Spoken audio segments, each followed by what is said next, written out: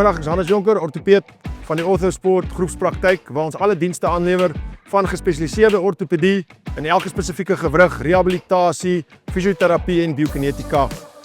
En alles onder een dak.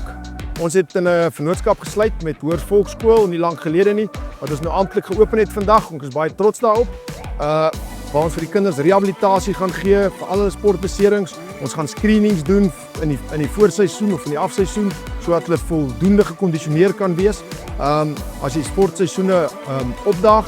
En so hoop ons om beserings te verlaag en ook om 'n deurlopende diens aan te bied by byeenkomste deurlopend deur die jaar, en ons hoop dat die kinders die voordeel sal trek van uitnemende sportprestasies en 'n goeie infrastruktuur.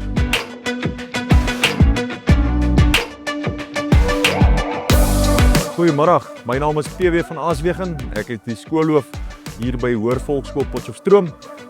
Ons is vandag hier by Orthosport se prestasiesentrum, hoë prestasiesentrum, wat 'n lang tydperk geneem het om bymekaar te kom, maar ek wil graag van die geleentheid gebruik maak om vir Dr. Hannes Jonker en vir sy span baie dankie sê vir die moeite wat hulle gedoen het en al die insette en die investering wat hulle in die skool gedoen het. Ons is ongelooflik opgewonde oor hierdie geleenthede wat ons vir die leerders gaan bied, en dan ook die ondersteuning wat ons vir die leerders kan bied, veral in die gebied van sport, regtig waar expert advies te kry oor sportbeserings en dan ook die kondisionering daarvan.